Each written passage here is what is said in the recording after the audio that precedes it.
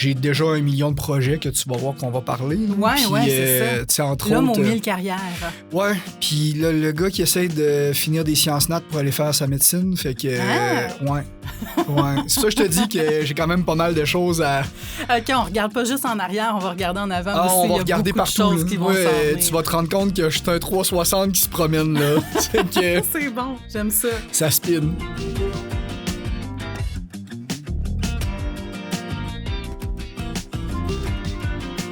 Vincent-Noël Boivin, enseignant en soins infirmiers au Cégep de Matane. Bienvenue à ce balado Parcours inspirant. D'entrée de jeu, de quoi tu as envie de parler si on parle de parcours inspirant? Là où tu te situes, toi, comment tu décrirais là, en quelques mots, en une phrase, ta carrière jusqu'à maintenant? Ben, je vais commencer par te dire bonjour. Allô! Puis écoute, en une phrase, c'est beaucoup demandé, mais j'aurais tendance à dire polyvalent. Touche à tout, si c'est même un mot, là. Mais ultimement, j'ai envie de dire aux gens, ou même si tu regardes, c'est un chemin n'est pas obligé d'être linéaire. Ouais, effectivement. Parce que clairement, si tu avais demandé au Vincent de 5 ans ou 12 ans s'il pensait qu'il allait finir enseignant au cégep, vraiment pas. Enseignant en soins infirmiers, encore moins. Je pense que le domaine médical était la dernière chose qui m'intéressait. Oui, puis c'est pas une finalité en soi non plus. Non plus. Puis je pense j'aimais beaucoup aussi un de mes amis qui me disait, tu sais, quand on me demande ce que je fais, il dit, moi, je dis pas ma job et je dis ma passion du moment. Lui, c'est un gars qui est un peu comme moi, qui tripait à faire bien des choses. Fait que pendant un bout, quand on lui demandait, hey, c'est quoi tu fais dans la vie? Il dit, moi, je suis parachutiste. Là, la fois d'après, c'est hey, toi, qu'est-ce que tu fais dans la vie? Hey, moi, je fais des couteaux. Moi, okay. je fume de la bouffe. Tu sais. Fait qu'en réalité, puis je trouvais ça intéressant parce qu'on se définit beaucoup par notre carrière, alors qu'en réalité, c'est une partie de notre vie. Là. Mais tu sais, je veux dire, si c'est bien fait, moi, j'aime bien aussi la répartition. Comment ils disent ça, là, tu sais, on dit la modération, mais moi, je dis la modération dans l'excès. Donc, je me jette un peu dans tout, intensément, mais ce qui fait qu'au bout, ben, j'ai un panier très rempli ou un arc avec beaucoup de cordes. Plongeons dans toutes ces cordes-là. Les premières cordes qui t'ont occupé avant même de commencer une carrière en bonne et due forme, tu étais déjà dans des choix où ça t'amène à être en relation d'aide? Ouais. Ben, tu sais, quelqu'un qui me voyait au secondaire savait clairement que je suis quelqu'un qui aimait jaser puis de voir du monde. Puis ça a donné aussi que j'avais quand même certaines affinités au niveau de la natation. Fait que mes premières jobs, ça a été sauveteur, où j'ai un peu interagi avec les gens. Puis j'ai tellement aimé ça que j'ai fini aussi par l'enseigner. J'ai enseigné la natation, j'ai enseigné le sauvetage. Fait que déjà là, il y avait un début d'enseignement, de pédagogie. Puis rapidement, moi, c'était un peu weird. À la fin de mon secondaire, je savais pas trop ce que je voulais faire. À ce moment-là, mon rêve, c'était police. Mais moi, je voulais être une police extraordinaire, une police des super pouvoirs. Fait que ma mère m'avait demandé 2 choses quand j'ai quitté, quand j'ai fini le secondaire. Elle m'a dit, j'aimerais ça que tu fasses ton cégep à Matane. Okay. J'aimerais ça que tu rentres pas dans l'armée. Fait que c'est ce que j'ai fait, Kim. Je sais pas. Je suis parti à Québec, puis je suis rentré dans l'armée. Fait que c'est ça. Puis j'ai fait 2 premières années en langue et culture parce que je voulais justement être une police qui avait une certaine culture. Je voulais être capable de parler plusieurs langues. Je voulais être capable d'être à l'aise. Puis, finalement, ça a donné que j'ai jamais réussi à rentrer en police. C'est tellement étonnant. Ouais, fait qu'en rentrant, ma première année de langue et culture, je me rends compte finalement, c'est pas tant ça qui me plaît. J'aime les langues, mais j'aime pas comme la grammaire, les cours plus... Oui, ça peut être laborieux quand même à étudier. C'est ça. Fait c'est beaucoup d'études. Ben oui, c'est ça. Fait que, tu sais, je décide finalement que je commence déjà à essayer de rentrer en police. Et je réussis pas les tests. Fait que, un petit peu triste, je continue mon cours de langue, puis je vais voir l'orienteur, puis il me dit ambulance, je te verrai là-dedans. Je fais, tu me niaises-tu, ambulance? Je veux rien savoir de ça. Moi, le médical, ça m'intéresse. Puis c'est drôle un peu parce que j'aimais le sauvetage, mais j'avais jamais pensé que je ferais de l'ambulance dans ma vie, tu sais. Fait que, mais là, il finit par me convaincre. Fait que je rentre, puis il me dit, tu sais, si t'aimes pas ça, il dit, la session d'après, tu réessayes en police, puis tu finiras par rentrer, tu sais. Puis je suis tombé en amour avec le job. Ouais, carrément. En même temps, c'était comme de l'autonomie, des soins. Il y avait beaucoup d'urgence aussi. Là, quand on nous préparait dans le cours, on n'était pas tant préparé à la vraie vie qui allait être que 90% de nos appels allaient être beaucoup plus tranquilles, puis seulement un 10% d'urgence.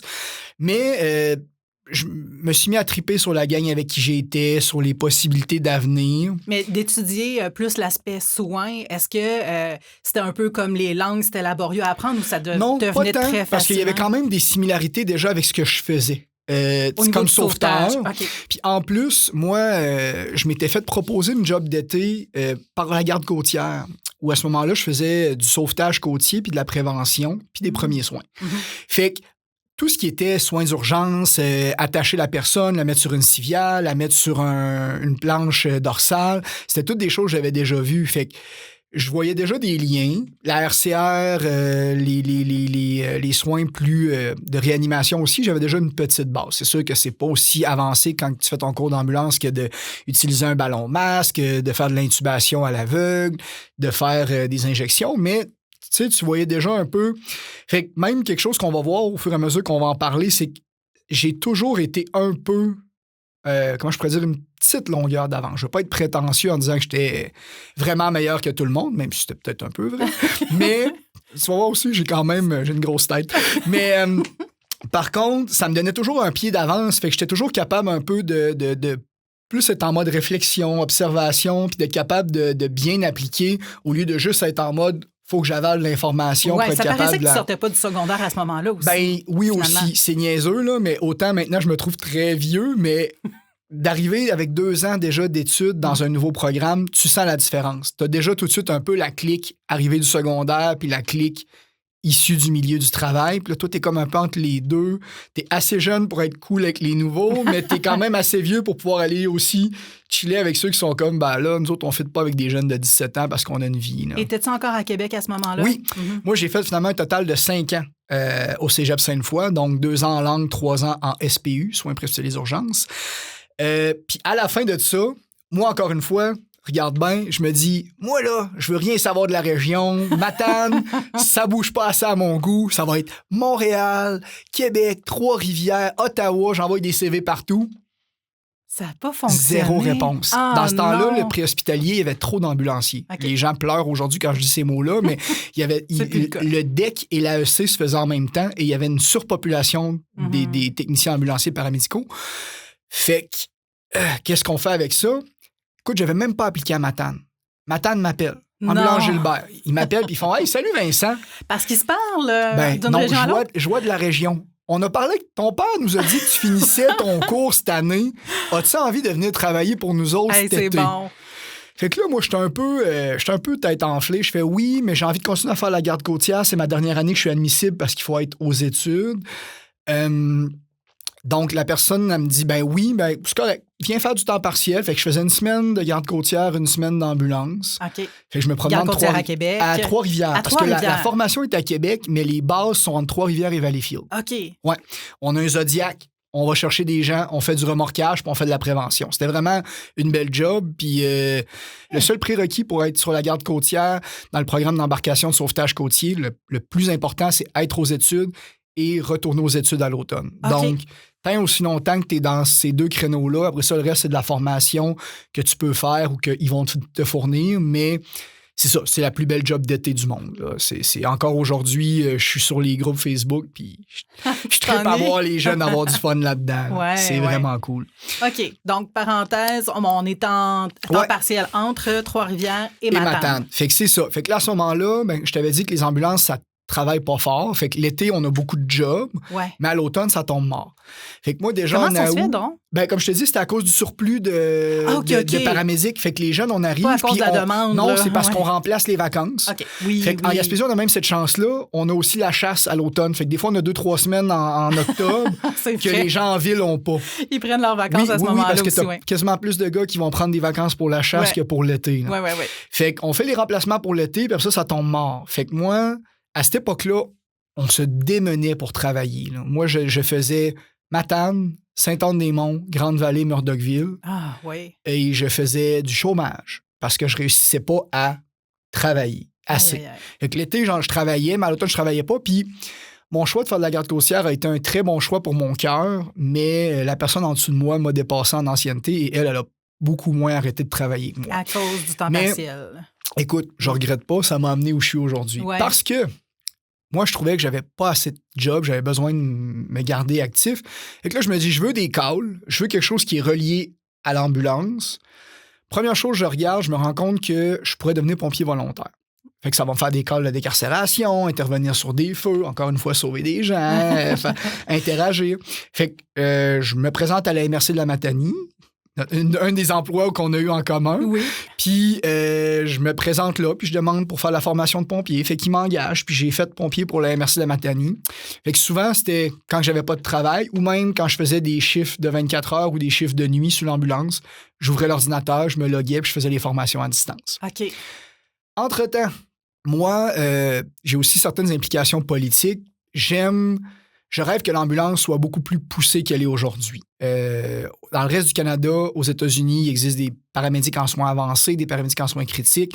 C'est des ambulanciers de niveau tellement avancé qu'ils peuvent faire à peu près tous les gestes qu'un médecin pourrait faire dans une ambulance. On n'a pas ça au Québec.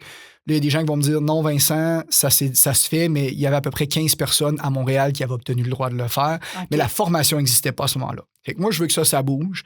Puis j'aime pas le système actuel qui fait que les pompiers, c'est public, les polices, c'est public, mais les ambulances au Québec, c'est privé, des fois public. Ouais. Ben, c'est que tu as comme 5-6 modèles qui vont de la coop jusqu'à Urgence Santé qui appartient au gouvernement à Montréal. Okay. Mais tout ça pour dire que j'ai voulu aussi essayer de faire nationaliser les ambulances. Si quelqu'un me cherche sur Internet, mes premières entrevues radio-TV, c'est parce que j'avais essayé de nationaliser les ambulances en faisant une pétition qu'on avait été présentée à l'Assemblée nationale.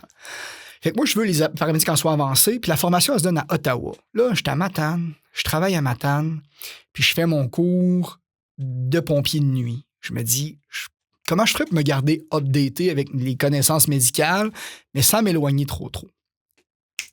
Sois infirmier. M'allais faire mon bac. Fait que je rentre à Matane en sciences nature, pendant que je fais de l'ambulance, pendant que je fais mes cours de pompier, et je me pète la gueule, clairement. Je suis pas un gars scientifique, puis encore aujourd'hui, mes profs pourront le dire. Ben là, j'avais les yeux grands de même, j'en revenais pas, là. Mais fait finalement, je me fais convaincre d'aller faire ma technique en soins infirmiers. OK. Fait que c'est comme ça que j'ai fait mes soins infirmiers. C'est à temps partiel, en faisant de l'ambulance puis des pompiers. Fait que mes profs se rappellent de moi qui était super chiant en disant « Moi, je peux pas avoir mon cellulaire parce que quelqu'un qui m'empêche d'avoir mon cellulaire et mon Padjet, c'est une amende du gouvernement pour empêcher un pompier d'intervenir sur les lieux. » Des fois, j'arrivais même en uniforme parce que dans le temps, on avait du 7-14, donc j'étais habillé, prêt à partir sur les C'était calls. impressionnant, ça. Ouais, ben c'était quand même weird. Là, les gens me regardaient, puis c'était comme OK. Puis là, je m'étais installé une petite oreillette pour y entendre les appels radio, mais sans déranger le monde. Puis tu sais, ouais, j'avais quand même flashé un peu en faisant ça. Il y a une espèce d'aura autour de toi. Ma dernière année, j'ai été obligé de prendre un sans-sol des ambulances parce que là, avec les stages, tu sais, au début, tu te fais créditer quelques cours, mais plus ça avance, plus c'est comme insoutenable. Fait que j'ai fini ma technique. À ce moment-là, il n'y a encore pas tant de job que ça, ces ambulances. J'ai essayé quelques mois de faire ambulance et infirmier, mais c'est très difficile. Il n'y a pas vraiment de cohésion entre les deux. Si tu es disponible, il faut que tu acceptes tous les calls qu'on te donne. C'est ça, tu ne pouvais pas te mettre disponible aux deux en même temps. Non, puis là, à l'hôpital, tu commences à être à une nouvelle job, tu es engagé. En ce temps-là, c'était des 6, c'était pas encore tout intégré. C'était des CSS, excuse. Fait que c'était Matane était tout seul, Amqui était tout seul, Saint-Anne-des-Monts était tout seul, tout le monde avait ses petites affaires. Fait que, c'est ça, tu finis par faire ça, puis là, j'avais le choix entre ce que j'aimais le plus, parce qu'encore aujourd'hui, si mes élèves me le demandent, mon cœur est dans une ambulance. Ouais. C'est le plus beau métier du monde, mais pour moi, les conditions n'étaient pas là.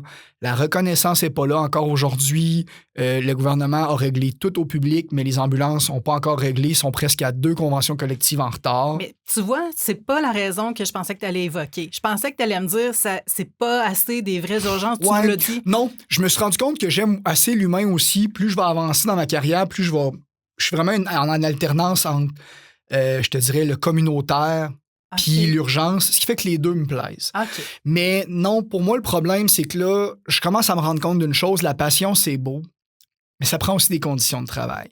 Puis infirmier, c'est ce que je vante à chaque fois que je vais faire de la publicité pour cette job-là, c'est la job la plus polyvalente au Québec. Par-dessus tout, personne ne peut me convaincre de ça. Avec un diplôme d'infirmier, tu peux travailler dans une mine, dans la rue, tu peux travailler dans les hôpitaux, tu peux travailler dans le Nord, tu peux Même travailler... dans un avion. Oui, dans un avion, on va en venir tantôt. Il y a déjà des ententes avec la France puis la Suisse. Tu peux aller travailler pour Médecins sans frontières, tu peux aller travailler sur des bateaux de croisière. Puis tu sais, tu peux autant être quelqu'un qui va répondre à des appels d'assurance pour régler puis surveiller des dossiers, que tu peux être les deux mains en train de couper des jambes en Syrie parce que tu es avec Médecins sans frontières. Ouais, je veux dire, c'est autant au niveau de l'endroit où tu vas pratiquer que dans les tâches que tu vas faire. Oui, c'est ça. Puis ils en cherchent partout. Tu veux faire du gros cash, tu vas aux États-Unis, tu vas sur ces bateaux. Tu veux faire de l'humanitaire, c'est possible. Tu veux être plus en santé. Il y a tellement de choses qui sont cool. Tu peux aller de un à l'autre. Tu peux faire un petit peu de tout, oui. Ben, changer. Écoute, tu vas voir un peu mon parcours, mais j'en ai fait quand même pas mal. Okay. Est-ce que j'ai tout coché sa checklist presque? Mais tu sais, il y a des choses qui sont encore possibles. Puis si je voulais, je pourrais. Là, demain, je donnerais mon CV, d'après moi, à un bateau de croisière, puis je serais pris. Tu sais, c'est hot, là. Fait que j'avais ce choix-là un peu. Puis en plus, il y avait des possibilités d'avancement. Fait que là, moi, je peux aller aux études dans ce que je veux. Il y a des maîtrises en soins infirmiers, il y a des doctorats en soins infirmiers. Je peux aller faire de la santé mondiale.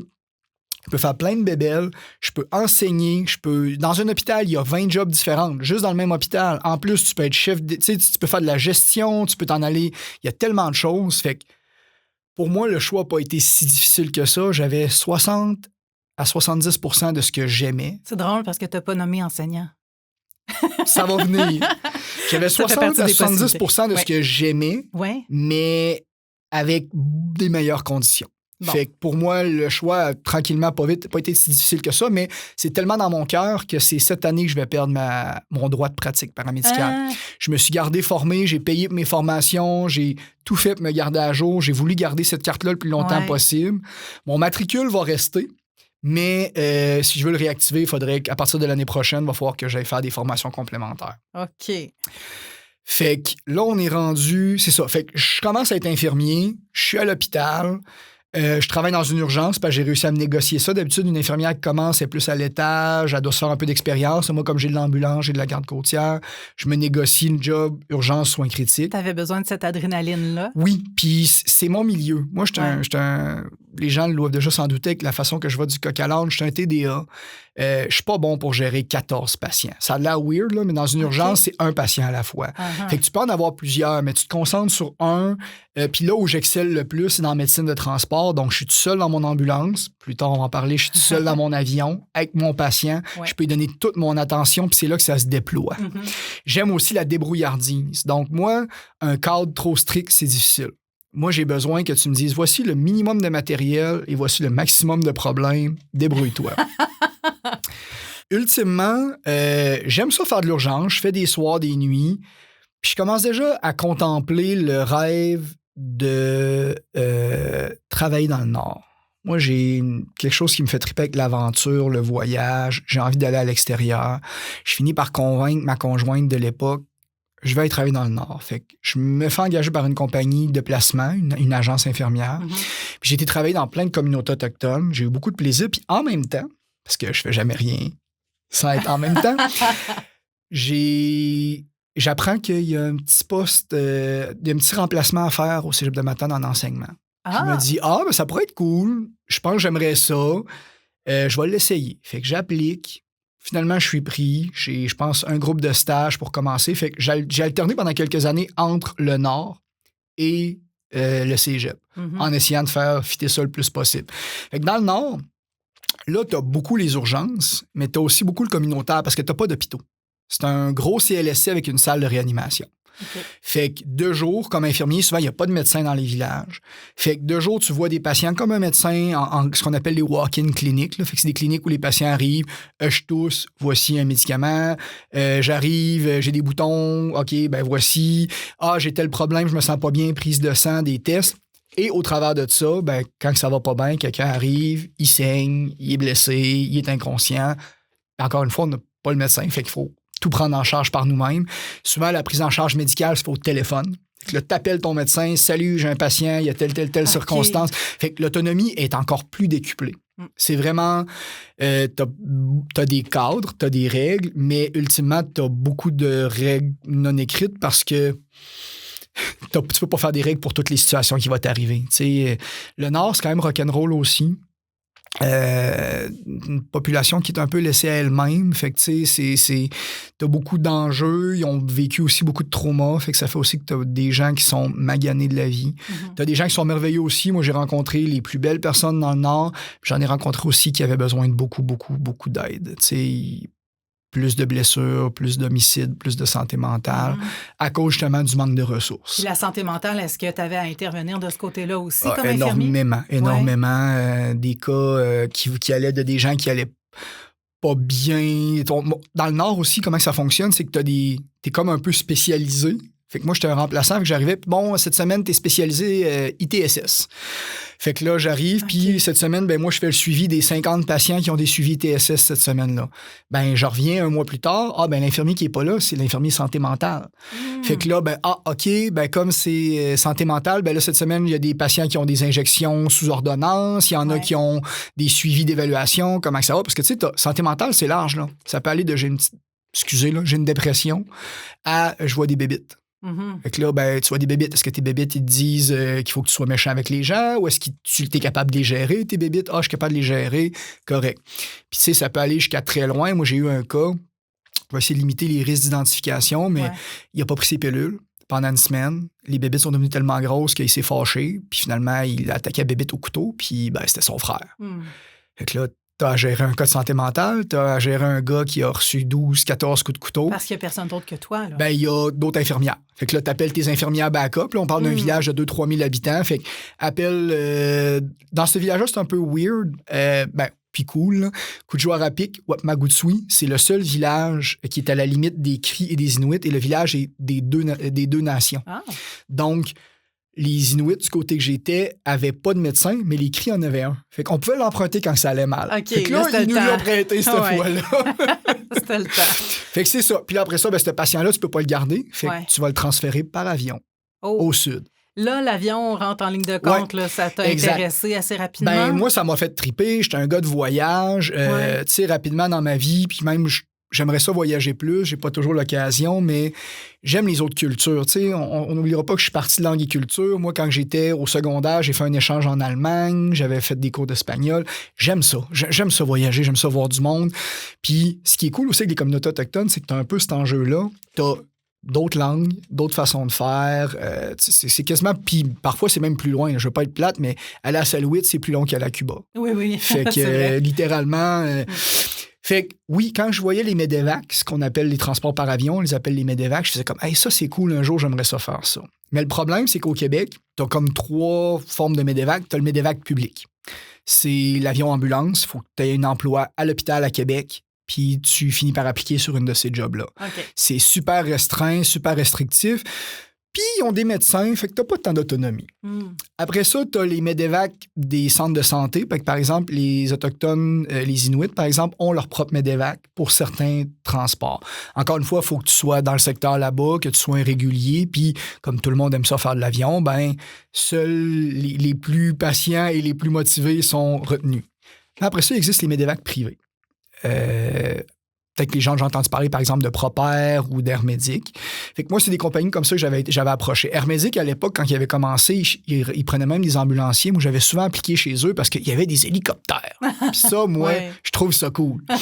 Fait que je m'étais dit, OK, j'avais appliqué une couple de fois, j'avais jamais été retenu. Mais là, comme infirmier, vraiment, il y avait un peu plus de besoin. Fait que quand je me suis séparé, parce que du Medevac, c'est quand même assez complexe. Tu pars des semaines, tu reviens, tu es toujours en mouvement. Fait que je m'étais dit, je ferais pas ça. Puis quand je me suis séparé, j'ai fait, j'aurais peut-être une fenêtre d'opportunité pour aller essayer de faire ça. Fait qu'applique à une coupe de place, je suis retenu par Proper, qui est une compagnie en Abitibi. Fait que pendant que j'étais prof au cégep, j'allais en Abitibi par avion, prendre un avion pour aller chercher d'autres mondes en avion. Fait que puis ça, c'était vraiment cool. Puis Proper était principalement spécialisé en communauté autochtone. Fait que c'était beaucoup les cris des Inuits. J'ai été en chercher. C'est des vieux avions des années 60-70. Je m'excuse Proper, mais c'est ça la vraie vérité. Puis, mais c'est cool. Moi, j'aime ça. Je trouve qu'ils ont une âme, ces avions-là. Tu pars là. Puis j'ai eu beaucoup de fun. J'ai fait un gros 6 mois là. Puis j'avais aussi appliqué chez Airmédic. Airmédic, c'était comme un peu ma dream job. Fait qu'à un moment donné, il me rappelle, puis il me disait, finalement, on aurait des postes pour toi. Veux-tu rentrer chez nous? Je fais comme, mais je suis déjà avec Proper, mais c'est sûr que ça serait cool. Parce qu'en plus, Airmédic, à cette époque-là, ils sont rendus avec des hélicos, des avions. Ils sont rendus avec des jets parce qu'ils ont commencé à aller chercher du monde en Europe aux États-Unis. OK. Ouais, ça, c'est cool. Fait que je fais comme, OK, j'ai pas le choix, là, c'est un signe du destin. Applique. Je prends un temps partiel là-bas. Fait que je faisais une semaine par mois en alternance avec le travail du cégep. J'avais pris des sans-soldes partiels pour ça. Là. Fait que là, j'ai fait la totale. T'allais une semaine à Longueuil, une journée, t'allais chercher quelqu'un dans le Nord, mais là, Mané t'apprenais, hey, on a quelqu'un en Floride, tu vas aller le chercher. Fait que va chercher des patients. J'ai pas fait énormément d'international, mais j'ai quand même fait 2 fois la Floride, 1 fois l'Irlande. Fait que j'ai adoré ça. Entre-temps, ma vie familiale a un peu évolué, puis ça reste que c'était difficile. Faut quand même que tu ailles faire ta semaine à Montréal, faut que tu conjugues le fait que tu enseignes. Quand tu es à Montréal, ben, tu es de garde, mais ça reste que comme tu veux avancer tes dossiers de prof ou tes dossiers d'air médic, par exemple, ben, tu continues un peu à penser à l'un puis à l'autre. Ben, c'est ça. Fait que ça devenait difficile. Depuis janvier, je suis rendu temps partiel occasionnel. OK. Ce qui fait que j'ai pas l'obligation de répondre. Mais tu sais, ultimement, je pense que réalistement, pour le moment, je vais peut-être devoir mettre ça sur pause ou arrêter ça. OK. Donc, situation actuelle. Tu es enseignant en soins infirmiers. Oui, je suis disponible pour Air Médic, mais j'ai pas répondu à un appel depuis 6 mois. Mm-hmm. Je suis pompier. Ben, là, c'est ça. Là, ultimement, entre tout ce temps-là, j'ai arrêté d'être pompier en 2017. Je viens de recommencer en janvier parce que si je flush de quoi, il faut que je reprenne de quoi. C'est ça.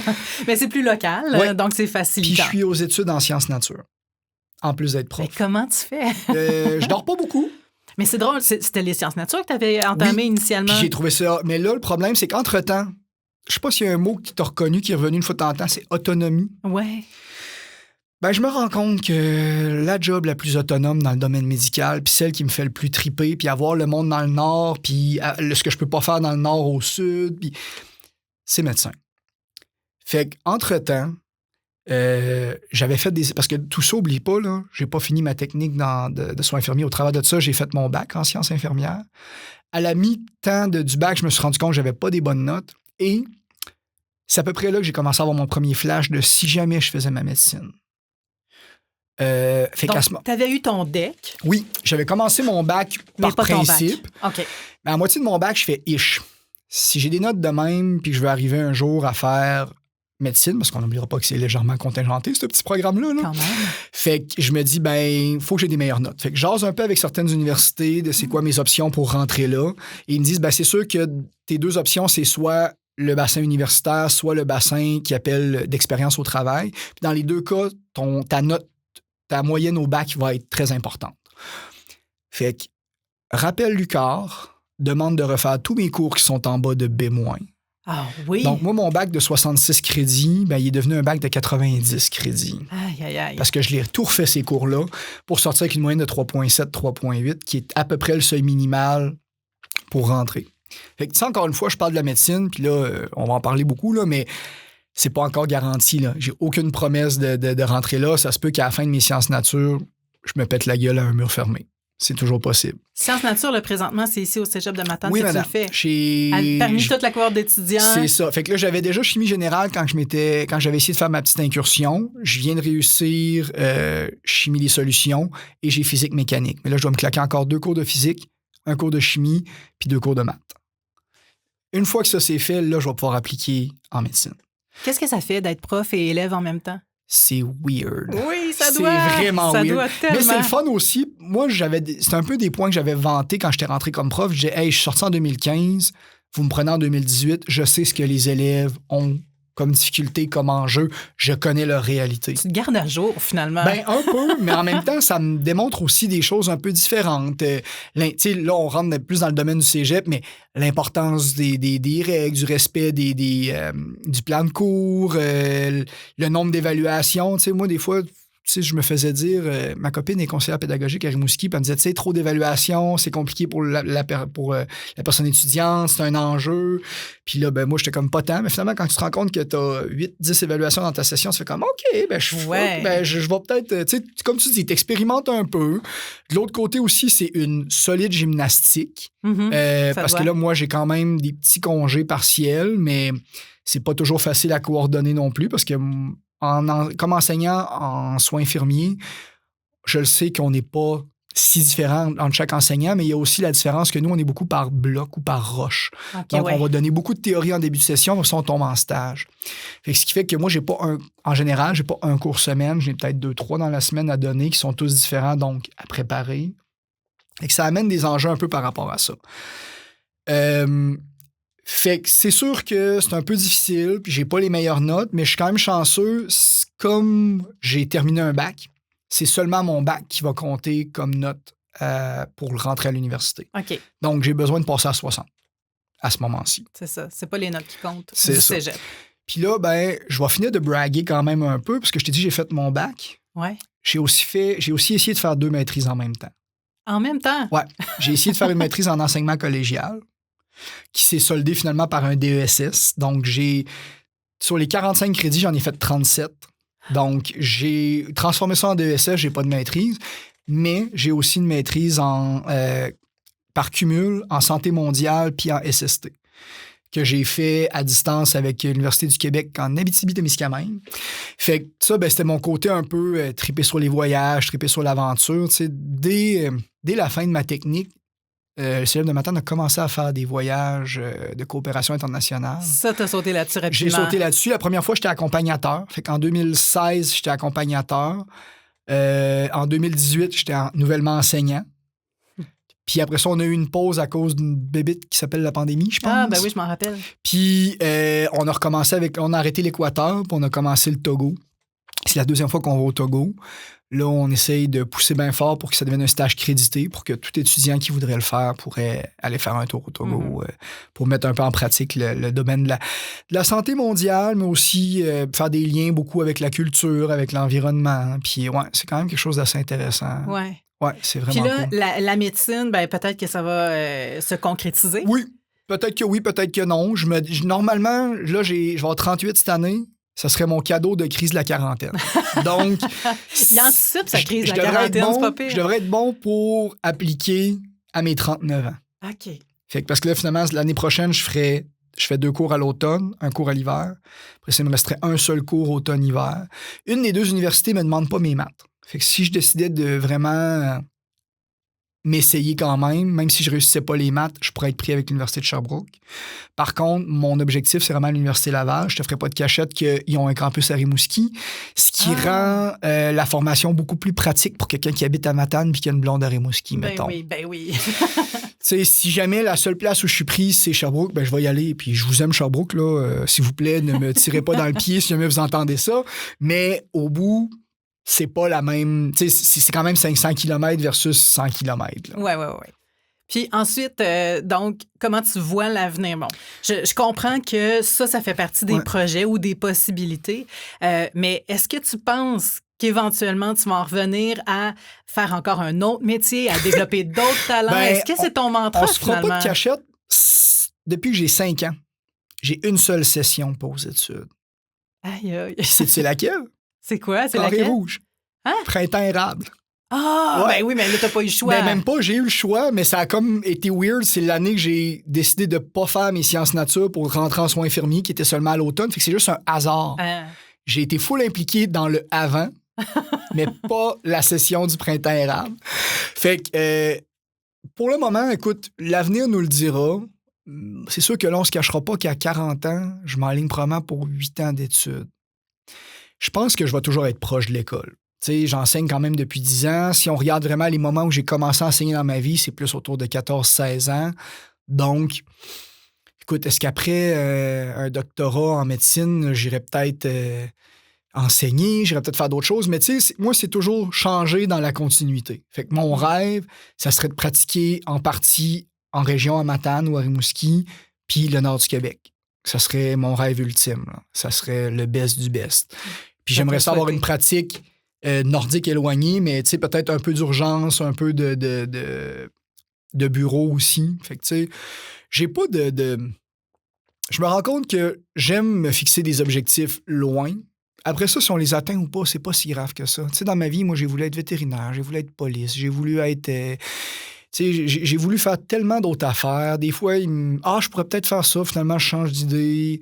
Je pense que c'est bien d'avoir des objectifs.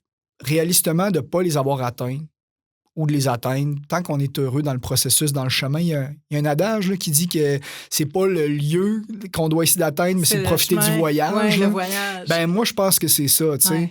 Puis les études, c'est rendu une partie de moi. Fait que c'est pas grave. Tu sais, le monde, des fois, j'en décourage. Tu sais, quand tu leur dis que t'as 9 ans de cégep, bientôt 10, ça, c'est juste aux études, là. Oui. Avec l'équivalent peut-être d'un 6-7 ans d'université, de la formation professionnelle. Les gens font comme tabarouette, t'es pas tanné d'étudier. Ben non, pas tant, parce que pour moi, c'est comme... C'est ça. C'est un suivi normal. Ça fait partie de ma vie maintenant. Je suis capable de trouver de la place pour ça. D'entrée de jeu, tu me disais, moi, je préfère ne pas me définir seulement par la profession. Ouais. C'est quoi ta passion? Puis là, genre, on peut parler au pluriel, évidemment, Ouais. parce que tu sembles en avoir beaucoup. Ben... Tu nous as parlé beaucoup d'autonomie, mais au-delà de ça, je sentais que le danger, l'urgence, ça faisait partie de toi, mais te voilà enseignant. Fait que finalement, c'est quoi ta passion, tes passions? Je pense que c'est... Ben, tu sais, si on y va, mettons, on parle pas d'un hobby, là, mais de la chose qui me drive, Ouais. je pense que c'est l'humain. Foncièrement. Puis les contacts avec les humains. Avant même l'urgence, l'adrénaline, je pense que l'urgence puis le changement de milieu est plus venu avec comment que mon cerveau est connecté. Puis mon besoin de, je pense, avoir ma dopamine. Là, j'ai Ouais. pas le diagnostic de TDA, là, mais clairement, pour avoir déjà rempli des formulaires pour des enfants, je pouvais me cocher à côté de toutes les cases aussi. Tu là. reconnaissais. Mais je vis avec ça, puis c'est très correct. J'aime l'aventure, j'aime les voyages. Je suis encore un passionné de tir, autant compétitif que récréatif. Je suis un amateur de bonne bouffe. Je dis que je me rends compte aussi que finalement, je pense que j'aime les rénaux, parce que je suis toujours dans une maudite réno. Fait que c'est ça. T'as le temps de faire des rénaux? Pas toujours. Bon, Mais ce qui fait que ton projet de 3 fins de semaine devient plus un projet de 3 mois et demi. Là. Mais je pense que je suis pas le seul non plus là-dedans, parce que la vie d'adulte doit se faire. Moi, dans ma tête, je vais en avoir 38 cette année, mais je pense que j'ai encore envie de dire que le secondaire, c'était hier. Mm-hmm. Ça a passé tellement vite, Ouais. c'est fou. Fait que, non, c'est ça. Je pense que tant qu'il va y avoir des gens qui me plaisent autour de moi, je pourrais être capable. Tu sais, demain, la médecine ne marche pas. Est-ce que je continue au cégep jusqu'à ma fin de ma carrière? Peut-être, peut-être pas. Puis je veux pas me mettre d'obligation. Je veux pas me forcer à rien. J'ai cette chance-là aussi. C'est pas la chance que tout le monde a de pouvoir dire « Hey, moi, je suis tanné ou je veux un nouvel environnement, je change. » Change de trajectoire Exactement. complètement. Puis étonnamment, quand tu regardes tout ça, il y a quand même beaucoup de liens qui font du sens. Fait que, tu sais, oui, t'as un peu une sensation d'embranchement puis d'arbre, mais au bout, j'ai l'impression qu'il y a quand même des balises. On voit que je suis, comme tu dis, dans le médical, dans l'urgence, dans le communautaire, dans les cultures, dans les voyages. Ben, tu sais, ça se retouche toujours un peu aussi. Ouais, il y là. a une adrénaline que tu retrouves un peu dans tout. Puis oui, puis je pense aussi, comme je te dis, tu sais, il y a le... Et Moi, l'humain. je vois plus l'humain encore. Oui, c'est vrai. Parce que j'aime me faire réveiller à 2 h du matin, puis répondre à des appels, puis aider les gens. Mais c'est beaucoup, justement, je pense, c'est le besoin d'aider, puis la sensation de faire la différence. Là, je sais que c'est la phrase cliché d'à peu près tout le monde en santé. Je pense que tout le monde fait une différence dans la vie pour bien des gens. Mais c'est peut-être plus concret à l'hôpital ou dans un domaine médical parce que, personne n'assaigne, t'arrêtes le saignement, assaigne plus. J'ai fait une différence. Ouais. Tu as commencé comme sauveteur, tu sauves encore des gens. Ben oui, exactement. Puis je pense aussi que c'est d'apprendre aussi qu'on sauve pas toujours par l'adrénaline, mais des fois par le temps qu'on passe avec les gens. Tu sais, tantôt je disais, la personne elle saigne, t'arrêtes le sang, ça saigne plus. Mais des fois, la personne elle saigne, elle décède. Puis c'est pas pour elle que tu vas faire une différence, c'est pour la famille à côté, avec qui tu vas prendre du temps, que tu vas aborder la situation, que tu vas prendre en charge. Des fois, quelque chose peut nous sembler pas urgent, pas important, mais la vie de la personne, cette journée-là, elle est à son plus bas. Puis, c'est peut-être toi qui vas faire la différence par ton attitude puis par ton comportement. Ouais. Moi, je dis beaucoup à mes élèves que les connaissances, les compétences, c'est important, mais leur attitude va faire toute la différence entre être apprécié dans un milieu autant par la clientèle que par le reste de l'équipe de travail. C'est ça. Faut que t'aimes ce que tu fais, il faut que le monde t'aime un petit peu. Ben oui. Vincent Noël Boivin, c'était un plaisir. Très belle discussion. Merci beaucoup d'avoir été des nôtres. Ouais, ça fait plaisir. J'espère que je vous ai pas trop surchargé avec C'est parcours. Tout un parcours, c'est très impressionnant. Mes incursions un peu en dehors des sentiers. Oui, puis on a hâte de voir la suite. Oui, puis Bonne chance dans tes études. Ben, merci beaucoup. Je viendrai vous voir quand j'aurai terminé. Oui, avec plaisir. C'est bon. Salut. Ah, c'est bon. All right. Non, c'est pas si pire. Voilà, C'est ça qui est fun. C'est qu'on aurait pu... Moi, je me connais. Ben oui, non, c'est sûr qu'on... Chaque aventure. Puis là, c'est même bon, parce que j'ai été surpris. Tu as réussi à nous garder sur un chemin.